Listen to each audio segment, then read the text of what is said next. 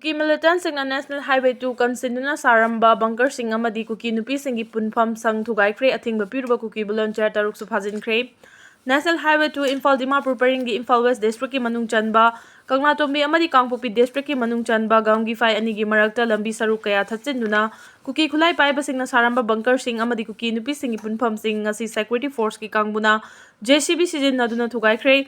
Security Force na chathakiba drive adu da athingba piruba Kuki macha taruk Security Force na fajinkre fajinkhiba sing thadong na badabi tawduna Kuki nupi sing na irang horakre hairi pausin hai Security Force ki maikai degi langi mutau gumna National Highway gi lambi gi saruk song na Kuki Khulai paiba sing na sajilamba bunker sing amadi Kuki nupi sing na khongjang changsinba matamda punpham oina saramba sang sing lauthokna ba mangjona na kayara khanna khangan khrabasu lauthok tabadagi ngasi ayuk pung 5 rom taba matamdagi masing yamlaba Security Force sing na ngak selaga JCB sijinnaduna lambi gi nage ta sarama bunker sing sang sing thugaiduna manghan khibani hairi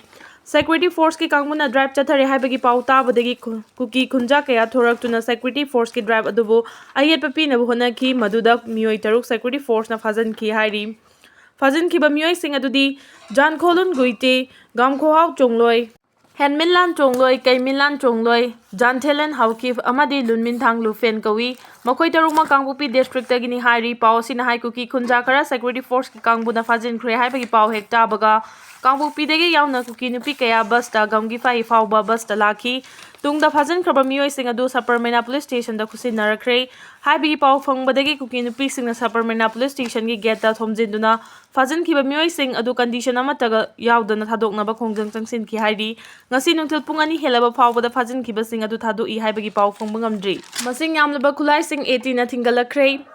Manipuri Governor Joy Kumar Balana thasigi kunda ain kaina pairiba khulai sing numit 8 nigi manungda mari lenaba police station sing da thingalakadabani haina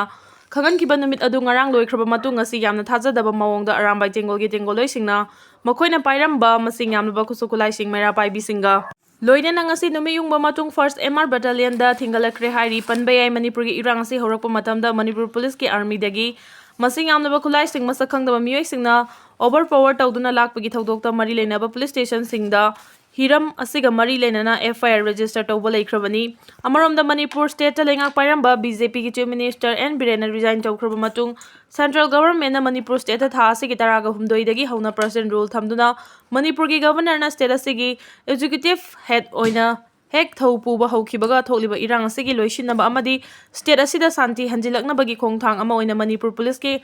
amri dagi lakhiba khusu khulai sing amadi ain kaina village volunteer sing na pariba khulai sing numit 8 nigi manungda thingal langnaba akanba wafam sing thamkhibani